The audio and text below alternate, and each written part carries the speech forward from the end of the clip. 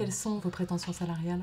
Je suis remontée comme un coucou aujourd'hui. Hein. Ah, c'est vrai? Ça tombe bien parce que moi je suis très mal à l'aise avec les personnes qui sont un petit peu passives-agressives. Ah, Moi je pensais à 10K net par mois.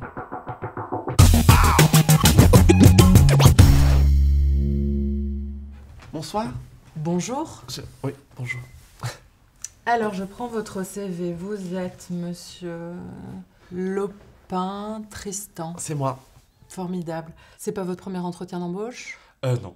D'accord. Vous êtes plutôt à l'aise, ça va? Écoutez, pour l'instant ça va. On vérifie les petites infos? Allez, Alors, vous êtes né le 20 mai 1987 c'est ça. à Paris, dans le 5e. Exactement. Dans le 14e, pardon. 14e. Ouais. Ok. Vous êtes mon premier parisien, c'est fou. C'est vrai? Rive gauche. On est peu nombreux à être des vrais de vrais.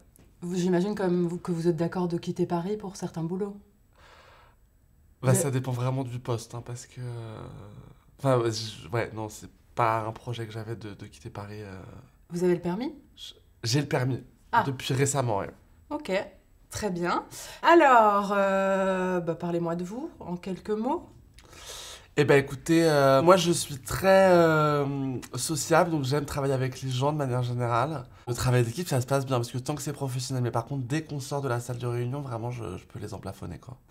Ah ouais, d'accord. Ouais. Moi, mon objectif, ça va être de créer une forme de connivence avec vous. Ça se...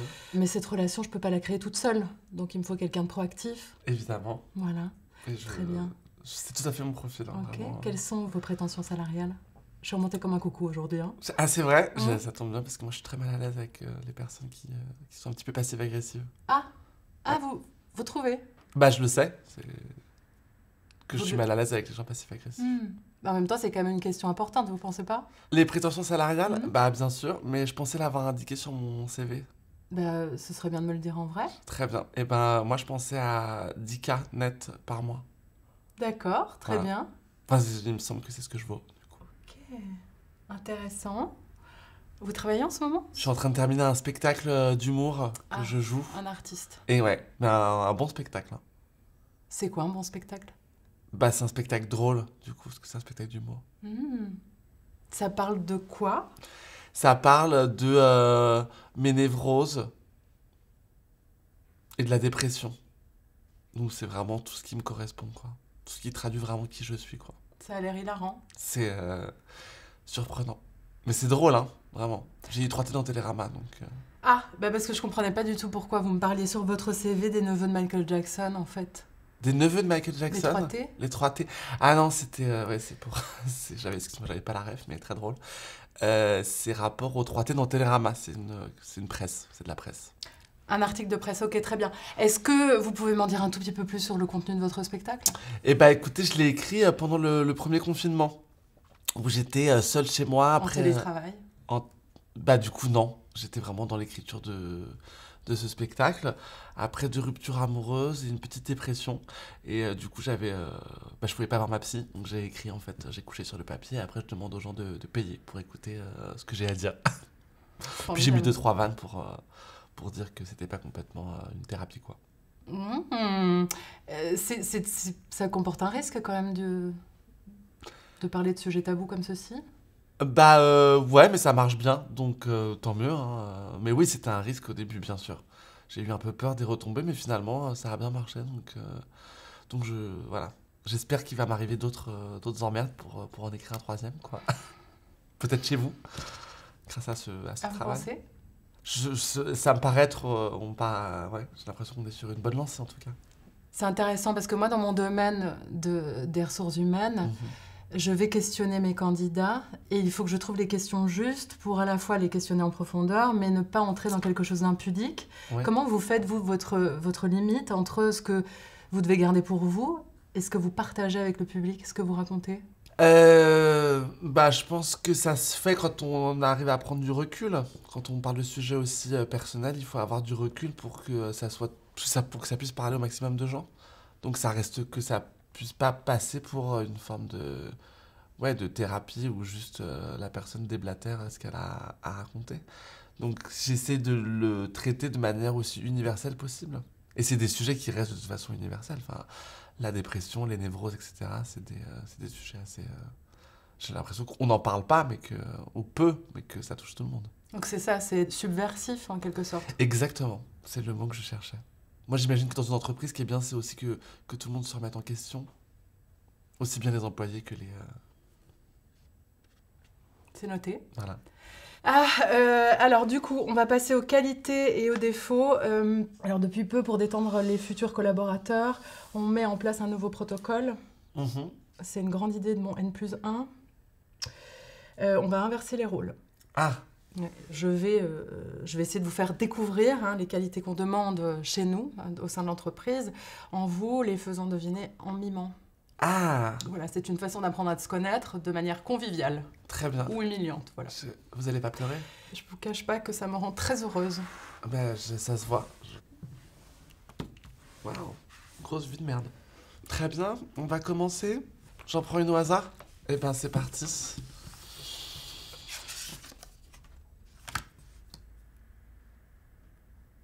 Observateur.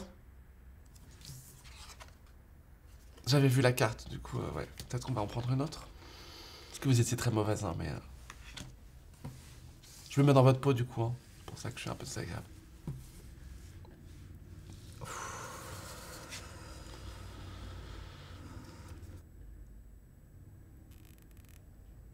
Gênant.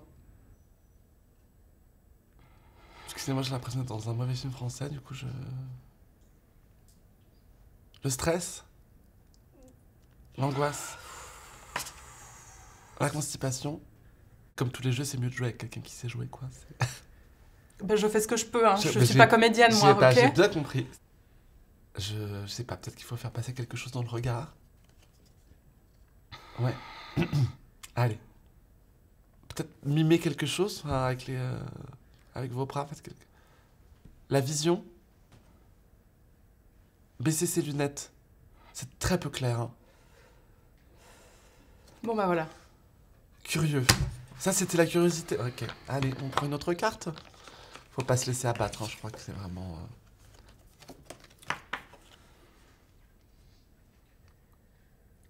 Le sourire. Joyeux. Bah, c'est... Ouais, c'est comme quoi la... Bon, écoutez, c'est très bien, c'est super. C'est fini? C'est bon, vous êtes en confiance, vous êtes détendu, on peut continuer l'entretien. Les lunettes, merci. Bien sûr, tenez. C'est formidable. Tout ça pour en revenir à cette question, quelles sont vos 3 qualités, vos points forts, en quelque sorte? Eh ben, j'ai l'impression que moi, ça va être... je suis une personne assez solaire, donc plutôt, je dirais souriant. Je dirais quelqu'un de... perfectionniste. J'ai l'impression que dans le travail, c'est quand même une qualité. Oui, c'est très classique. Bah, c'est classique, ouais. Après, je suis quelqu'un d'assez classique, de manière générale, donc... Et je dirais bienveillant, ouais. Ce qui n'est certainement pas vos qualités, si je peux me permettre. On sent qu'on est des personnes assez différentes. Enfin, en même temps, on n'est pas dans un repas de famille. Non, c'est vrai. Les défauts? Défauts, j'en ai assez peu. C'est vrai que c'est quelque chose... à chaque fois qu'on me pose la question, je me dis, ah, c'est vraiment une tannée. C'est sans doute notre point commun. Certainement. Pourtant, j'en vois quelques-uns chez vous. Je dirais peut-être parfois un peu susceptible. Un peu maniaque. Et 2, ça me paraît pas mal. On va passer à vos expériences professionnelles, Monsieur Lopin. Je vois que vous avez quand même travaillé en équipe, comme vendeur. Exactement, chez Ralph Lauren et chez Céline. Que du luxe. Que du luxe, ça se voit. Je dégage une énergie de luxe, je crois.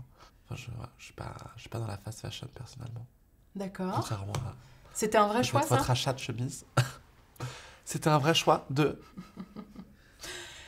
choisir des marques de luxe. Pourquoi vous... C'était... En fait, on m'a sollicité pour... On est vraiment venu me chercher pour ça. Je crois que c'est vraiment quelque chose qu'on dégage, de savoir si on est premier prix ou pas. Revenons à votre rôle de vendeur. Racontez-moi ce que vous avez retenu de cette expérience. Qu'est-ce que ça vous a appris sur vous, réellement? Ah, sur moi? Ouais. La patience. Parce qu'il y a vraiment beaucoup de connasses. Dans les clientes, dans vos collègues? Évidemment. Les collègues, moins, mais dans les clientes, beaucoup, ouais. Ça m'a appris que les gens avaient de l'argent qu'ils ne savaient pas comment dépenser. Vous me parlez beaucoup des autres, hein, c'est-à-dire que vous tournez la critique vers les clients, mais ce que j'aimerais savoir, c'est comment ça a fait de vous, ce travail, quelqu'un de meilleur. Bah justement, je pense qu'à accepter les défauts des autres et à accepter que les gens étaient imparfaits et à rester quand même aimable avec eux, je pense que c'est quand même ce qui a... Ouais, ça m'a quand même forgé. Hein. C'était un job alimentaire, clairement. Vendre des pulls en cachemire à 800 balles à des connasses, c'était pas une passion au premier abord. Donc c'était plus alimentaire parce que j'avais des projets justement de monter un spectacle. Le soir, vous jouez au théâtre, c'est ça? Et le soir, je jouais au théâtre et j'allais distribuer des tracts à la sortie des théâtres ou coller des affiches dans la rue, etc. C'est mon côté un petit peu skinhead, peut-être. Ah, vous faites du one-to-one, du démarchage. Exactement. Ah, ouais, je suis vraiment dans le démarchage. Ouais. Pourquoi? Pour se faire connaître des gens, parce que quand on démarre, c'est important de solliciter les autres, un petit peu comme on va déposer des CV dans des boutiques, justement, pour solliciter l'employeur. Là, on sollicite les potentiels spectateurs. Donc le démarchage, ça vous fait pas peur? Je peux vous Pas du mettre au contact de la clientèle directe Ouais, ça dépend pourquoi leur vendre, hein, mais... Mhm. Le bien sûr. B2C sur les réseaux sociaux, ça vous connaît également? Le B2C, c'est business to consumer. Ok, alors j'ai pas du tout j'ai pas la ref. Vous faites du démarchage sur les réseaux sociaux, traduction. Ah, ouais, bien sûr. Les réseaux sociaux, je connais bien, ouais. D'accord. Mm. Comment ça se passe En fait, il faut créer un compte. Non, je parle pour vous, c'est gentil. C'est-à-dire comment ça Vous se êtes passe? présent sur les réseaux Je suis sociaux. présent sur les réseaux Vous aimez sociaux, prendre la parole sur évidemment. les réseaux sociaux. Évidemment, et puis moi, ça a été une manière de me faire connaître aussi, de créer une communauté aussi qui me suivait, et qui me suit, et qui, du coup, va voir les spectacles. C'est créer du contenu pour inciter les gens à se déplacer dans les salles de théâtre. Ouais. Les réseaux sociaux, on peut appeler ça aussi la cour de récré des frustrés. Comment vous gérez les feedbacks négatifs? Alors, je les lis plus. Et la relation au manager, c'est OK pour vous quand même d'être... La critique, Oui. la critique constructive, j'ai aucun problème. Après, la critique, quand je l'ai pas sollicitée sur un projet qui m'est personnel, et quand elle est mal construite, je trouve pas ça forcément intéressant, quoi. C'est marrant parce que vous dégagez un petit peu cette énergie qu'on peut retrouver chez les gens justement qui font des commentaires un petit peu de haters sur Internet. Ah On bon. imagine que potentiellement ça pourrait être un profil assez similaire au vôtre. Très bien, on continue. Bien sûr. Alors, côté études, on a l'école de stand-up. Racontez-moi un peu ce que vous Alors apprenez. j'ai pris un petit peu, enfin bon c'était vraiment une fois par semaine, 3 heures, comme des cours de théâtre quoi. C'était plus pour me donner un espèce d'objectif d'écriture, pour avoir quelque chose à rendre un peu toutes les semaines. J'ai fait ça pendant 1 an ou 2. Et c'était plus ouais, pour me donner un cadre de travail. Parce que chez moi, seul, quand on se lance dans un univers qui n'est pas du tout le nôtre, c'est compliqué d'écrire comme ça des blagues sans avoir de retour un peu au quotidien. Enfin, moi, j'aime bien être un peu cadré, j'étais assez scolaire. Donc, ça m'a permis de donner un cadre à tout ça. C'est là que vous rencontrez votre metteur en scène. Exactement. Mon metteur en scène, Johan Chabot, a donc remplacé à l'époque mon prof de théâtre à l'école du One Man Show, justement. Et il m'a vu jouer un sketch que je commençais un petit peu à rôder, justement, pendant ces cours-là. Et il a trouvé ça, j'imagine, assez drôle. Et du coup, il m'a proposé à la fin du cours, il m'a dit, si jamais tu cherches un metteur en scène pour monter un spectacle, moi, ça m'intéresse. Et donc, moi, j'avais cette idée un peu de monter sur scène, mais c'était pas non plus une fin en soi, parce que moi, je voulais faire du cinéma. Enfin, je voulais réaliser des films. Et puis, du coup, ça m'a un peu mis à la puce à l'oreille. Et du coup, je me suis dit, bah, pourquoi pas. Et c'est là que j'ai commencé à écrire vraiment un premier spectacle. Vous dites rêve de cinéma, c'est pour ça que vous avez fait l'ESRA, c'est Exactement. ça? Racontez-moi, c'est quoi cette formation? Il me semble que c'est une bonne école, non? C'est une école. Ouais, c'est une bonne école. C'est une école École supérieure de réalisation audiovisuelle. J'y ai passé 3 ans en spécialité réalisation, justement, où j'ai réalisé 2 courts-métrages. Et puis après, j'ai passé 1 an à New York, justement. Ah, well. Donc, yes. You speak English? I do. J'ai passé 1 an à New York où j'ai étudié avec des professeurs de la Columbia et de la NYU pendant quelques mois. Et après, j'ai bossé sur un long métrage avec Emma Roberts et Freddie Highmore, le petit de la chocolaterie. Emma Roberts, c'est la nièce de Julia Roberts. Enfin. Julia Roberts? Oui, c'est sa nièce, Emma Roberts. Vous connaissez pas Julia Roberts? Non, mais je suis pas très Star System, tout ça, c'est pas... Ok. Vous êtes pas très culture non plus, du coup, j'imagine. Bah, écoutez, c'est pas ça qui me ramène un salaire à la fin de la journée. Non, Voyez. c'est juste de l'enrichissement personnel. Euh, et après, j'ai bossé un petit peu au fashion closet du magazine Marie-Claire. Ah, génial. Vous allez donc travailler pour un magazine français, mais à New York. Pourquoi Alors, faire simple quand on peut faire compliqué? Ouais, pour c'est une occasion, quoi. Racontez-moi, justement. Eh ben, j'y suis allé parce que justement, j'avais fait la rencontre d'une fille qui travaillait et qui m'a proposé, il m'a dit qu'il cherchait un stagiaire. Du coup, j'y suis allé et j'ai passé 2 mois, en gros, à faire un peu des allers-retours entre Marie-Claire et les shootings sur lesquels on avait par exemple des célébrités. C'était au moment où sortait le Sex and the City 2. Donc, j'allais parfois chez Louboutin récupérer des chaussures pour le shooting. Sur place et je m'occupais un peu de la réception justement tous les vêtements qui étaient envoyés chez Marie-Claire pour les couvertures ou pour les articles de mode dans le magazine. Donc vous êtes accessoiriste, on peut dire, c'est ça? C'était plus de la gestion de... non, pas accessoiriste, c'était vraiment stagiaire, donc il y avait vraiment plein de trucs à faire. C'était un peu ça faisait un peu penser au Diable s'habille en Prada, c'est un film, je sais pas si vous connaissez, avec Meryl Streep Mhm. et Anna Thaoué. Et je faisais un peu le rôle de Anna Thaoué dans le film, quoi. Voilà, donc un peu larbin aussi, quoi. Larbin. Oui, enfin, je m'occupais de plein de choses, pas forcément très, très enrichissantes, en tout cas pour l'ego.